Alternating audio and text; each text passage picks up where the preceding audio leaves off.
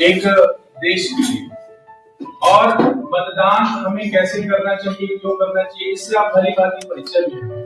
तो उसी जागरूकता को बढ़ाने के लिए आज हम महाविद्यालय आचार्य पंत श्री दिव्यमुनि राम साहेब शासकीय स्नातकोत्तर महाविद्यालय के द्वारा इस कार्य योजना में स्वीप कार्य योजना में हमारे द्वारा एक परिचर्चा मतदाता जागरूकता के लिए किया गया है। आज हम मतदाता जागरूकता के लिए माफ कीजिएगा, मुझे हवाओं में शिलालेख बनाना नहीं आता है बातों की, लेकिन प्रयास करूंगा कि अपनी छोटी सी कहानी के माध्यम से मैं मतदाता जागरूकता कर सकूं। और मैं एक जो अपनी कहानी लिखी है उसको पूरी तरह से समर्पित करता हूं। तब हुए थे नेहरू जी संसद के बाहर अभी गाड़ी से उतर रहे, तभी एक बूढ़ी महिला उनके पास आती है और कहती, उनके गिरेबान में हाथ रखते हुए पूछती है, लोग भारत आजाद हो गया, लोकतंत्र आ गया, तुम प्रधानमंत्री बन गए, लेकिन मुझे क्या मिला? नेहरू जी ने उत्तर देते हुए कहा, आपको लोकतंत्र आने से यह मिला कि आप प्रधानमंत्री के गिरेबान में हाथ रख के सवाल पूछते।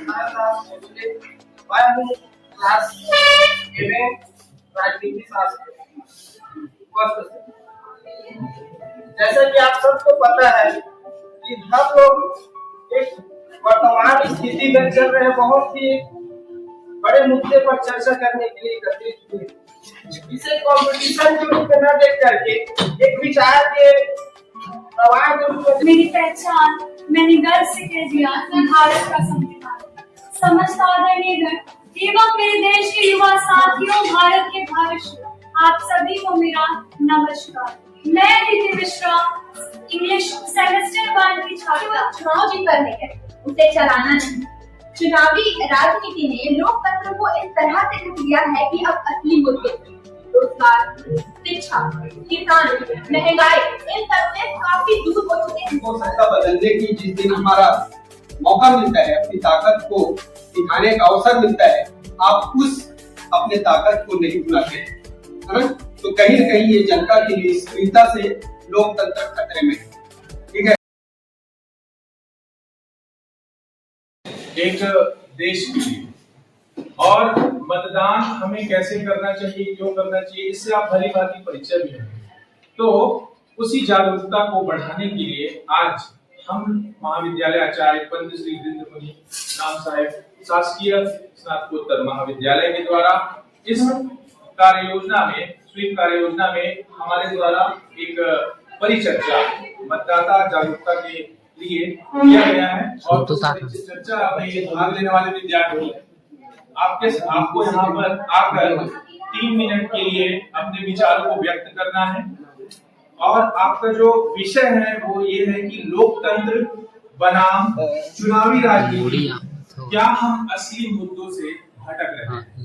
तो ये आपका विषय है और इस विषय पर आप लोग को अपने विचारों को व्यक्त करना है। आपको आपकी समय सीमा जो होगी वो 3 मिनट होगी और 3 मिनट में आपको अपना विचार व्यक्त करना है। तो ठीक है, मेरे ख्याल से आपको सभी चीज समझ आ गया होगा। तो ज्यादा देर ना करते हुए हम इस कार्यक्रम को प्रारंभ करते हैं। तो मैं यहाँ पर सबसे पहले जो प्रतिभागी हैं उनको मैं बुलाना चाहूंगा, खुशी परिमल, वो आकर अपने विचार को व्यक्त करें। लोकतंत्र बनाम चुनावी राजनीति, क्या हम असली मुद्दों से भटक रहे हैं।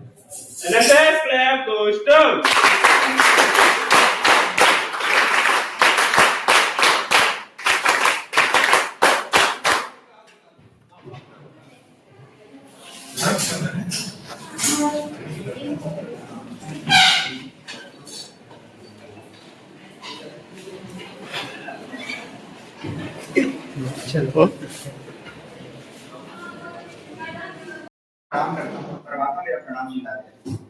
आज हम मतदाता जागरूकता के लिए यहाँ पर इकट्ठे हुए हैं। माफ कीजिएगा, मुझे हवाओं में शिलालेख बनाना नहीं आता है बातों की, लेकिन प्रयास करूंगा कि अपनी छोटी सी कहानी के माध्यम से मैं मतदाता जागरूकता कर सकूं।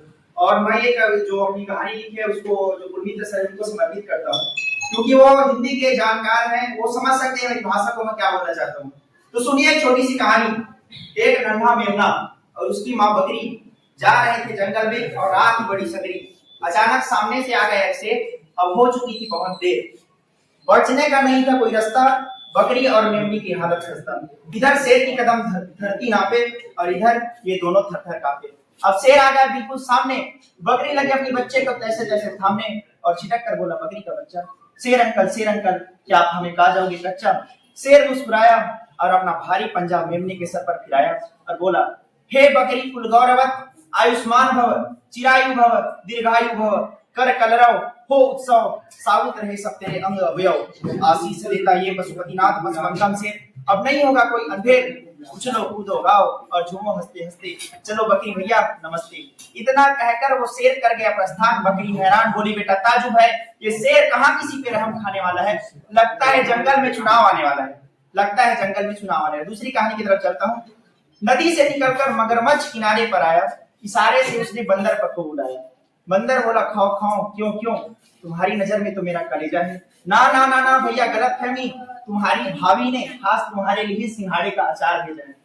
बंदर बोला, सिंघाड़े का अचार, वो भी नदी के कबाड़े का, बड़ी ही दयावान तुम्हारी मादा है, लगता है शेर के खिलाफ चुनाव लड़ने का इरादा है, लगता है शेर के खिलाफ चुनाव लड़ने का इरादा। मगर वो बोला, कैसे जाना कैसे जाना? तो ऐसे जाना, क्योंकि पानी में नहाने के बाद जिसकी भी छवि स्वच्छ है वही मगरमच्छ है। तीसरी कहानी को चलने से पहले आपको बताना चाहता हूँ, ये बचपन में आपने ये कहानी जरूर पढ़ी होगी। एक रोटी का बंटवारा कराने के लिए बंदर के पास दो बिल्लियां आती हैं, बिल्लियों को बेवकूफ बनाकर वो बंदर अपनी उनका रोटी खा लेते हैं। लेकिन अभी बंदर राजनेता है तो कुछ अलग होता है इसमें।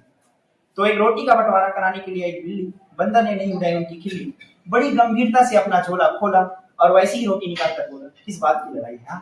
किस बात की लड़ाई है? दोनों एक एक साबुत रोटी खाना है और ऊपर से मलाई है। बिल्लियां हैरान दोनों के खड़े हो गए, चारों कान सोची ये क्या गड़बड़ झाला है, लगता है जंगल में चुनाव आने वाला है। तो जंगल के नेताओं के तरह तरह के नारे और तरह तरह के वादे और नाखूनों में छुपे हुए इनके खूंखार इरादे। चूहों से कहते हैं चील नहीं होगी और चील से कहते हैं चूहा सप्लाई में ढील नहीं होगी। मधुमक्खियों से कहते हैं भालुओं से तुम्हारा प्रोटेक्शन होगा और भालुओं से कहते हैं सारे मधुमक्खियों के छत्तों पर तुम्हारा रिजर्वेशन होगा। किरणों से कहते हैं कि जंगल के जीवन में एक अहण्य सवेरा होगा और हम जैसे बेवकूफ उल्लुओं से कहते हैं कि अब दिन में भी अंधेरा होगा। इधर झूमता खेलता उन्माद में शेर आया अपनी माद में, हे पूरा जंगल घेरनी मेरी स्वीट हार्ट शेरनी, आई लव यू। शेरनी बोली, आई लव यू टू, इलू इलू, लेकिन आज लग रही हो थोड़ी ढीलू ढीलू।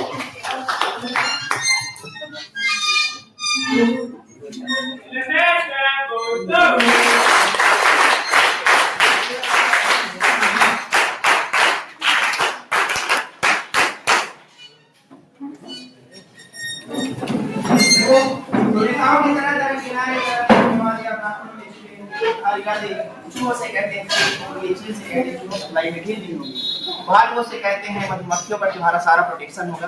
किरणों से कहते हैं कि जंगल के जीवन में एक अहण्य सवेरा होगा और हम जैसे चुनिंदा उल्लुओं से कहते हैं अब दिन में भी सवेरा होगा। इधर झूमता खेलता उन्माद में शेर आया अपनी माद में, हे पूरा जंगल घेरनी मेरी स्वीट हार्ट शेरनी, आई लव यू। शेरनी बोली, आई लव यू टू, लेकिन आज थोड़े लग रहे हैं ढीलू ढीलू। शेर बोला, तो ला थोड़ी विस्की पी लूं। तो शेरनी बोली, विस्की तो जरूर पिलाऊंगी, उसमें बर्फ और सोडा भी मिलाऊंगी, लेकिन मुझे भी तो कुछ दिला दो, एक ताजा मुलायम सा खरगोश खिला दो, एक ताजा मुलायम सा खरगोश खिला दो। तो सिंघनी के कानों में हुआ था शेर के कानों की खुशखुशाहट, शेर तो खिला, खरगोश तो खिलाऊंगा डार्लिंग लेकिन चुनाव के बाद, खरगोश तो खिलाऊंगा डार्लिंग लेकिन चुनाव के बाद। मैं आप सभी से एक चक्षु खोल के एक बार और मेरी बात सुनने का प्रयास करिएगा कि कितना भी भीड़ भयंकर पशु क्यों ना हो, यहाँ पर व्यंग किया गया है नेताओं पर कि कितना भी भीड़ भयंकर पशु क्यों ना हो, ये सारे हिंसक पशु आग से डरते हैं और कैसी भी मुसीबत आ जाए आग की सामना नहीं करते। जिस दिन इस जंगल की जनता में आग की चेतना वाली एक भी मसाला आएगी, सच कहता हूँ उस दिन इस जंगल की राजनीति बदल जाएगी। कुछ सच कहता हूँ उस दिन जंगल की राजनीति बदल जाएगी। धन्यवाद।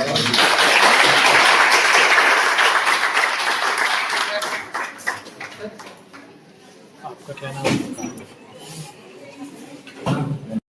हुए थे, नेहरू जी संसद के बाहर अपनी गाड़ी से उतर रहे, तभी एक बूढ़ी महिला उनके पास आती है और कहती, उनके गिरेबान में हाथ रखते हुए पूछती है कि लोग, भारत आजाद हो गया, लोकतंत्र आ गया, तुम प्रधानमंत्री बन गए, लेकिन मुझे क्या मिला? नेहरू जी ने उत्तर देते हुए कहा, आपको लोकतंत्र आने से यह मिला कि आप प्रधानमंत्री के गिरेबान में हाथ रख के सवाल पूछ रही हैं। मित्रों, मैंने आप सबको ये घटना इसलिए बताई क्योंकि चुनाव, लोकतंत्र चुनावी राजनीति का पर्याय नहीं है। लोकतंत्र में चुनावी राजनीति एक छोटा सा अंग है, महत्वपूर्ण अंग है, लेकिन चुनावी राजनीति ही लोकतंत्र नहीं है। अगर नेहरू जी चाहते उस महिला को अपने सुरक्षा कर्मियों से कह करके हटवा सकते थे, लेकिन उन्होंने ऐसा नहीं किया। उन्होंने उस महिला के लोकतांत्रिक अधिकारों की रक्षा करते हुए उसके प्रति संवेदना बरती। मित्रों, लेकिन आज का वर्तमान स्थिति इसके ठीक विपरीत है। आज नेता चुनावी राजनीति को ही लोकतंत्र समझते हैं और इस चुनाव को जीतने के लिए कई हथकंडे अपनाने से नहीं चूकते। वर्तमान समय में हम कर्नाटक का उदाहरण देखते हैं, जहाँ पे फ्री बस की स्कीम योजना लागू की गई। वहाँ पे सरकार ने महिलाओं को पूरे राज्य भर में ट्रैवल करने के लिए फ्री बस की सुविधा उपलब्ध कराई, जिससे सरकार को 216 करोड़ रुपए का नुकसान हुआ। ऐसी 2-3 योजना उन्होंने और फ्री में लागू की, जिसके कारण राज्य सरकार पर वित्तीय संकट बढ़ा। प्राइवेट बस, टैक्सी और रिक्शा की जो हालत, उनके संचालक की आर्थिक स्थिति खराब हुई। ये केवल कर्नाटक की घटना नहीं है, वहाँ पे इसका इतना खराब प्रभाव हुआ कि विधायकों को अपने क्षेत्र में कार्य करने के लिए वित्तीय पैसों की कमी पड़ गई। ये सिर्फ ऐसी 2-3 घटनाएं और कई राज्यों में हुई हैं, जिनमें आंध्र प्रदेश, झारखंड, पंजाब, राजस्थान की घटनाएं भी प्रमुख हैं। हमें इन घटनाओं से सीख लेनी चाहिए। वर्तमान समय में रिजर्व बैंक ऑफ इंडिया ने इस पर इसके चुनावी स्कीम की कड़ी आलोचना करते हुए कहा था कि किसी भी लोकतंत्र के लिए चुनावी वादे ऐसे वादे करना ठीक नहीं है, देश के लोकतंत्र को खोखला करती है। दूसरी ओर हम देखते हैं कि आज के हमारे नेता 5 साल में पार्टी और विचारधारा ऐसी बदलते हैं जैसे कि मानो वो सामान्य कपड़े बदल रहे हों। आप सब जब देखते होंगे, दुनिया की सबसे पुरानी लोकतंत्र है अमेरिका। अमेरिका में 2 प्रमुख पार्टियां हैं, एक डेमोक्रेटिक, दूसरा रिपब्लिकन। क्या आपने कभी देखा है कि रिपब्लिकन का सीनेटर डेमोक्रेटिक में जाता हो या डेमोक्रेटिक का सीनेटर रिपब्लिकन में आता हो? ऐसा सिर्फ भारत में होता है। ये दल बदल की स्थिति अच्छी नहीं है। मैं चंद पंक्तियां कह करके अपना स्थान लूंगा। हम सबको इसे समझने की जरूरत है। चुनाव का मतलब लोकतंत्र नहीं है। लोकतंत्र में चुनाव एक छोटा सा हिस्सा है। मैं ये कहता हूँ कि मुद्दा लोहे को भी औजार बनाने वाले, अपने आंसुओं को भी हथियार बनाने वाले हमको बेकार समझते हैं सियासत का, मगर हम हैं इस मुल्क की सरकार बनाने वाले। बहुत बहुत धन्यवाद आपको। मैं हूँ क्लास 11 राजनीति शास्त्र फर्स्ट से। जैसा कि आप सबको पता है कि हम लोग एक वर्तमान स्थिति में चल रहे बहुत ही बड़े मुद्दे पर चर्चा करने के लिए एकत्रित हुए। इसे कंपटीशन के रूप में न देख करके एक विचार के प्रवाह के रूप में देखा जाए, जो हम युवा यहाँ पे इकट्ठा होकर एक दूसरे को दे रहे हैं कि हम क्या सोचते हैं, हमारी देश की राजनीति कैसे चलती है। क्योंकि मैं भी राजनीति का स्टूडेंट हूँ, तो इस चीज से मैं जुड़ा हूँ तो डायरेक्टली एक सब्जेक्ट के रूप में। लेकिन यहाँ पे अगर हर एक व्यक्ति, वह बच्चा जो अभी जन्म भी न लिया हो, उसके लिए भी योजनाएं सरकार बनाती है। आप लोग पढ़ रहे हैं, आप लोगों के लिए योजनाएं सरकार बनाती है। आप लोगों से फीस लेना है कि नहीं, कितना लेना है, इसका निर्धारण भी सरकार करती है। हमारे जीवन के प्रत्येक परिप्रेक्ष्य को सरकार नियंत्रित करती है। ऐसा अगर कोई व्यक्ति कहता है कि मुझे राजनीति से क्या मतलब, तो मेरे नजरों में वह मूर्ख है। क्योंकि अगर राजनेता चाहे तो आपके साथ क्या नहीं कर सकते। वही कानून बनाते हैं जिनसे आपको सुरक्षा मिलती है। वही हमारे देश के लिए शिक्षा नीति बनाते हैं जिसके आधार पे हम शिक्षा ग्रहण करते हैं। वही नेता, वही मंत्री हमारे लिए वैकेंसीज खोलते हैं जिसके लिए हम लोग इतना मेहनत कर रहे हैं। सही है कि नहीं है? तो हमें क्यों लगता है कि हम राजनीति से नहीं जुड़ना चाहिए? राजनीति आपके जीवन का अभिन्न अंग है। आपको लगता है कि आप प्रभावित नहीं होते हैं, लेकिन प्रत्येक क्षण, प्रत्येक पल आप प्रभावित हो रहे हैं। आपके लिए रोड कौन बना रहा है? ये आपके बैठने के लिए चेयर टेबल कौन लेके आया है? ये सब वो सरकार देती है, जो सरकार हम बनाते हैं। तो जिस सरकार को हम बनाते हैं वो सरकार हमारे हिसाब से क्यों नहीं चलता है? कारण क्या है ये जानना हम सबको जरूरी है। आज हम लोग शिकायतें लेके जाते हैं कि हमें ये नहीं मिल रहा है, वैकेंसी नहीं खुल रहा है, बिजली बिल डबल आ रहा है, रोड ठीक नहीं है, भ्रष्टाचार बढ़ रहा है, कोई भी सरकारी दफ्तर में काम सही से नहीं हो रहा है। कारण क्या है?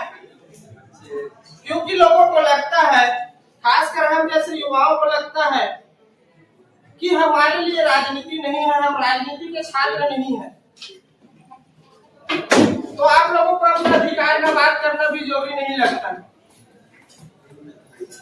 यही कारण है कि नेताओं को लगता है कि हमारे विरोध करने वाले जब कोई है ही नहीं तो गलत करने में क्या नुकसान है। तो मैं इतना कहना चाहूंगा युवा वर्ग से, जब तक आप शिक्षित लोग स्वयं ये चीज नहीं समझ पाएंगे कि राजनीति हमारे लिए क्यों जरूरी है, जब हम बना रहे हैं सरकार तो हमारे लिए काम क्यों नहीं हो रहा है, तो गलत इसमें सरकार नहीं है, हम है। क्योंकि हम ऐसे सरकार को, ऐसे लोगों को बार बार मौका देते हैं सिर्फ चुनाव के समय चंद पैसों के लिए। हम चुनाव के समय मुद्दे भूल जाते हैं, हमें याद रहता है कि किसने कितना दिया और कौन हमारे जात का है और कौन हमारे बिरादरी का है, कौन हमारे गांव का है, कौन हमारे क्षेत्र का है। क्या चुनाव की बातें इन बातों पे होनी चाहिए? क्या आप लोगों को लगता है कि हमें चुनाव के मुद्दे जाति धर्म बनाने चाहिए? क्या आपको लगता है कि हमें चुनाव के मुद्दे किसने कितना पैसा दिया है, किसने कितना खर्चा किया है, ये होना चाहिए? यदि आपको ऐसा लगता है तो मुबारक है, आप लोग भी बहुत जल्द इस भारत देश से लोकतंत्र खत्म करने के लिए तत्पर है। और अगर ऐसा चाहते हैं तो फिर कभी भी मौलिक अधिकारों की बात नहीं करिएगा। क्या आप लोगों को लगता है बिना मौलिक अधिकार के आप लोग रह सकते हैं? एक अधिकार आपसे अगर छीन लिया जाए तो सोचिए आप लोगों का क्या होगा। तो इसलिए सबको बोलना चाहिए, अगर गलत हो रहा है तो। हर किसी के पास कुछ न कुछ प्लेटफॉर्म है बोलने के लिए। आज सोशल मीडिया का पावर सबको पता है। नेपाल जैसे देश में तख्त पलट कर दिया जाता है आप जैसे ही उम्र के बच्चों के द्वारा। बांग्लादेश में भी वही स्थिति होती है। तो ये पावर होती है युवाओं में, ये आग होती है कि आप लोग कुछ भी कर सकते हैं अगर चाहे तो। मगर बात है कि चाहने की। ये चाहत है कि हमें आती ही नहीं चाहने की, कि हम देश को चाह सकें, संविधान को चाह सकें। हम तो चाहते हैं एक नेता को, पार्टी को। कभी भी चुनाव डालने के समय अपने आप को एक पार्टी में शामिल करके मत रखिए कि हम तो बीजेपी वाले हैं, हम तो कांग्रेस वाले हैं, या तो हम लेफ्ट वाले हैं या राइट वाले हैं। आप देश वाले हैं, भारतवासी हैं। आप भारत की बात करिए। जो व्यक्ति अच्छा काम करता है उसके लिए वोट डालिए और मुद्दों को देखिए कि कौन कैसे मुद्दे बना रहे हैं और उनके कार्यों की समीक्षा कीजिए। नेताओं को भी बस कीजिए कि वो भ्रष्टाचार कम करें और आप लोगों के लिए सही नियम बनाएं, सही व्यवस्था दें। जो पैसे भ्रष्टाचार में खत्म हो रहे हैं वो अगर सही शिक्षा, सही व्यवस्था में खर्चा हो तो हमारा देश अमेरिका से आगे जरूर जाएगा। पैसे की कमी नहीं है। अगर यकीन नहीं होता तो नेताओं की रिकॉर्ड चेक कर लो। पैसे की कमी नहीं है देश में, लेकिन कमी है नियत। तो मैं इतना ही कहना चाहूंगा कि आप सभी जरूर राजनीति से जुड़ के रहिए और मुद्दों को उठाते रहिए। धन्यवाद। जय हिंद, जय भारत, जय हिंद, जय। मेरी पहचान मैंने गर्व से कह दिया भारत का संविधान। समस्त आदरणीय गण एवं मेरे देश के युवा साथियों, भारत के भविष्य, आप सभी को मेरा नमस्कार। मैं दीदी मिश्रा, इंग्लिश सेमेस्टर 1 की छात्रा, आप सभी के समक्ष लोकतंत्र बनाम राजनीतिक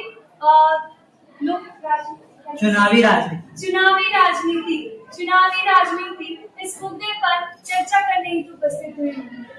मैं राजनीति की छात्रा नहीं हूँ, किंतु अपनी ओर से प्रयास करूंगी और चर्चा नहीं, आप सभी से सवाल करने हेतु उपस्थित हुई हूँ।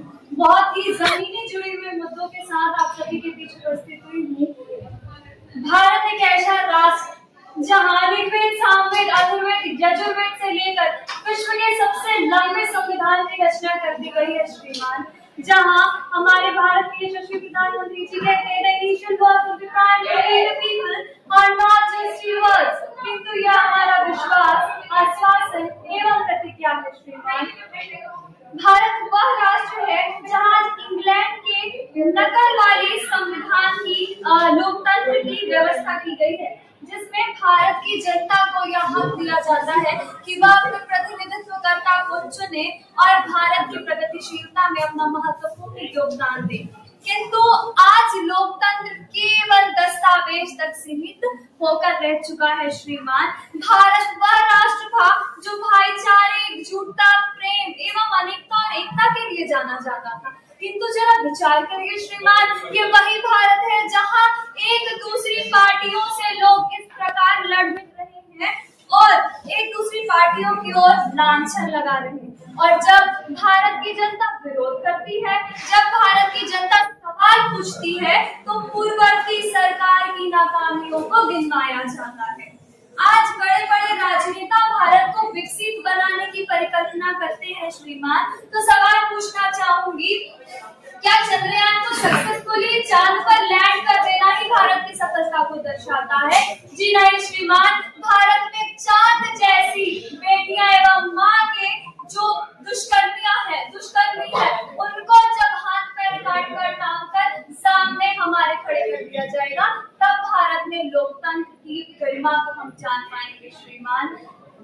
और आज जब पुस्तकों का बंडल हमारे राष्ट्र में खुलना चाहिए, पुस्तकों की बंडल के अलावा यहाँ दारू की भर्तियां खुल रही है, जहाँ शिक्षकों की भर्तियां होनी चाहिए वहाँ आबकारी आरक्षकों की भर्तियां हो रही है, तो क्या ये लोकतंत्र है श्रीमान?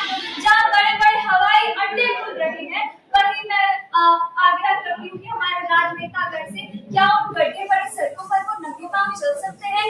आज बिना हेलमेट पहनने पर हमारे ऊपर फाइन ठोका जाता है। क्या वो ये नहीं मानते कि वो गड्ढे भरे सड़क भी दुर्घटना के एवं हादसा के कारक होते हैं? जिन किसानों को हमें भगवान तुल्य पूजना चाहिए श्रीमान, आज उन्हीं भगवान तुल्य किसान हमारी सरकार की वजह से, हमारे चुने गए प्रतिनिधित्वकर्ता की वजह से उनके आंसू रो रहे हैं श्रीमान। यहाँ सरकार का लोकतंत्र नहीं है, इनका गढ़ा हुआ षड्यंत्र है श्रीमान। और आज की गहराइयों में जाएंगे तो सोशल मीडिया केवल इनके इतराने का एकमात्र साधन बन चुका है श्रीमान। और कुछ अंतिम लाइनों से मैं अपनी वाणी को विराम देना चाहूंगी कि कब तक पैसे की चादर ओढ़कर सोओगे, कब तक पैसों की चादर ओढ़कर सोओगे, जिस दिन जाग गई भारत की जनता तो खून के आंसू रोओगे, तो खून के आंसू। नमस्कार, यहाँ उपस्थित सभी आदरणीय शिक्षकगणों एवं सभी विद्यार्थियों को नमस्कार। आज का जो विषय है उसमें मेरी उतनी सारी समझ नहीं थी। मैं आज यहाँ पर सिर्फ हमारे जो सीनियर्स उनसे सीख ही रही थी, लेकिन आज हम एक ऐसे समय में खड़े हैं जब लोकतंत्र का मतलब केवल चुनाव जीतकर नहीं है, उसे चलाना नहीं। चुनावी राजनीति ने लोकतंत्र को इस तरह से ढक लिया है कि अब असली मुद्दे रोजगार, शिक्षा, किसान, महंगाई, इन सब से काफी दूर हो चुके हैं। हर चुनाव में पहले नेता आते हैं और हर हाथ को काम देंगे, हर किसान को पानी देंगे, हर गरीब के खाते में पैसे आएंगे, ये बोल देते हैं और हम उन्हें चुपा भी देते हैं। और ऐसा लगता है जैसे अगले दिन से रामराज्य आने वाला है, लेकिन उनकी कही गई बातें बिल्कुल वाईफाई के नेटवर्क की तरह ढीली पड़ जाती हैं और वे कभी दिखते हैं और कभी नहीं दिखते हैं। राजनीति अब सेवा नहीं बल्कि सत्ता का खेल बन गई है। अब चुनाव मैदान में विचार नहीं बल्कि वायरल वीडियो और सोशल मीडिया ट्रेंड्स की तरह हो गए हैं। हर दिन चेंज होते रहते हैं और सारे नेता उसे फॉलो करते हैं। जनता की समस्याओं से ज्यादा तो चर्चा होती है कि किसने किसकी टोपी पहनी, कौन किसके पक्ष में बोल रहा है। लोकतंत्र में जनता मालिक होती है, लेकिन अफसोस मालिक ये भूल चुका है कि वो मालिक है। हम वोट देते हैं पर सोचते नहीं है कि किसे और क्यों, और फिर 5 साल बाद वही नेता फिर आ जाते हैं और जब हम उनसे पूछते हैं कि आपने जो वादे किए थे वो तो पूरे ही नहीं किए, तो वो कहते हैं अगले 5 साल बाद आइएगा। प्रिय साथी, अब समय है कि हम इस नाटक को पहचानें कि लोकतंत्र की असली ताकत हम हैं। अगर हम जागरूक रहे, सवाल पूछे और जवाब मांगे तो कोई भी नेता केवल वादों में हमें बहला नहीं सकता। आइए संकल्प लें कि अगली बार जब कोई नेता कहे कि हम सब बदल देंगे तो हम उनसे मुस्कुरा कर कहें पहले आप खुद को तो बदलिए। इसी के साथ अपनी वाणी को विराम देना चाहती हूँ। महाविद्यालय में आयोजित स्वीप कार्य योजना के अंतर्गत मतदाता जागरूकता, जिसका उद्देश्य है मतदाताओं को जो चुनावी प्रक्रिया है उसमें सक्रिय रूप से सहभागिता दर्ज करने के लिए कार्यक्रम किया जाए। देखने में ये आता है बेटा, जो मतदाता नव मतदाता जिनका नाम जुड़ा हुआ है वो सोशल मीडिया में एक्टिव है, लेकिन उस दिन चुनाव है लेकिन वो मतदान करने नहीं जा रहे हैं, है ना। तो लोकतंत्र के प्रति ये जो निष्क्रियता बढ़ती जा रही है उस पे सक्रियता बढ़ाने के लिए इस तरह के कार्यक्रम किए जा रहे हैं। और ये जो कार्यक्रम किए जा रहे हैं इसका मकसद केवल आप सक्रिय ना हो, साथ में आप अपने घर में, परिवार में, समाज में जो इस तरह के लोग हैं जो मतदान प्रक्रिया से दूर रहते हैं। हम जैसा कि आप सभी यहाँ पर परिचर्चा में हमारे छात्र सभी बताए कि हम भर भर के पूछते हैं अपने नेताओं को कि ऐसा नहीं करते, वैसा नहीं करते। तो भाई जब ऐसे सत्ता को हमारे पास ताकत है, एक एक मत से हम सत्ता बदल सकते हैं, तो जिस दिन हमको सत्ता बदलने की, जिस दिन हमारा मौका मिलता है, अपनी ताकत को दिखाने का अवसर मिलता है, आप उस अपने ताकत को नहीं भुलाते, है ना। तो कहीं न कहीं ये जनता की निष्क्रियता से लोकतंत्र खतरे में है, ठीक है। तो आप सभी ने बहुत अच्छा बोला, कविताई अंदाज में यहाँ पर इस छात्र ने, वैभव गोस्वामी ने बोला। बेहतर होता कि जो चीजें उन्होंने बोला उसको परिचर्चा के ढंग से और अच्छा प्रस्तुत करके। सभी ने, समय कम था और ज्यादा छात्र यहाँ पर सहभागिता दर्ज नहीं कर सके, फिर भी अब हमको जो 3 अच्छा नाम यहाँ पर देना था उसमें चयन किए हैं हमारे जो ज्यूरी है वो। तो इसमें तृतीय स्थान प्राप्त किया है वैभव गोस्वामी ने, जोरदार ताली। और द्वितीय स्थान प्राप्त किया है आशीष श्रीवास्तव ने। और प्रथम स्थान अदिति, हाँ, प्रथम स्थान प्राप्त की है अदिति मिश्रा। निश्चित तौर से आप सभी को और बाकी जो भी है लगभग समान अंक है, थोड़ा बहुत के अंतर है ना। तो जो यहाँ पर जितने यहाँ पर प्रतिभागी थे मैं सभी को शुभकामनाएं देता हूँ, बधाई। दिन जरूर आएगा कि आप प्रथम स्थान प्राप्त करेंगे। तो मेरी सभी को शुभकामनाएं हैं, जो विद्यार्थी यहाँ पर उपस्थित हैं उनको भी शुभकामनाएं देता हूँ कि इस तरह के जो कार्यक्रम होते हैं आप निश्चित तौर से उसमें शरीक हुए, भाग लीजिए, है ना। इसके पश्चात हम तुरंत एक जो चुनावी प्रक्रिया में जिस प्रकार के आप लोगों ने बताया कि किस तरह से अनियमितता और धांधली बरती जाती है, आप देखते हैं कि गांव में एक छोटा सा सरपंच का पद होता है, उसमें भी किस तरह से वो चेप्टी और उसको, है ना, शराब बांटा जाता है और, है ना, नोट बांटे जाते हैं। हम सब देखते ही नहीं है बल्कि वो सब चीज को लेते हैं। कहीं न कहीं ये हमारे लिए एक स्वस्थ लोकतंत्र के लिए बेटा ये बहुत ही दुर्भाग्यजनक बात है कि नहीं। हम भले ही भाषण में, परिचर्चा में ये सारी बातें करते हैं, लेकिन उस भ्रष्ट जो व्यवस्था है और जो वो लोग कर रहे हैं उसको साथ देने वाले या फिर उसका अंग बनने वाले हम ही होते हैं, जनता, है कि नहीं। तो अपनी ताकत को पहचानने की जरूरत है और स्वस्थ और निष्पक्ष और मजबूत लोकतंत्र बनाने के लिए आपको अपनी जिम्मेदारी को समझने की जरूरत है, ठीक है। बहुत बहुत धन्यवाद। तो सभी लोग अभी तुरंत जो सद्भावना मंच है बेटा वहां पर जाएंगे। हमारे बीच जो एनएसएस के विद्यार्थी हैं एक बहुत ही बढ़िया चुनावी मुद्दे पर और जो धांधली बरती जाती है उस पर एक 10 मिनट का 7 से 10 मिनट का एक नुक्कड़ नाटक है। हम सभी उस नाटक का एंजॉय करेंगे और साथ ही आखिरी में एक सबक लेंगे स्वस्थ लोकतंत्र के लिए, चुनावी प्रक्रिया में सक्रिय रूप से भाग लेने के लिए। ठीक है।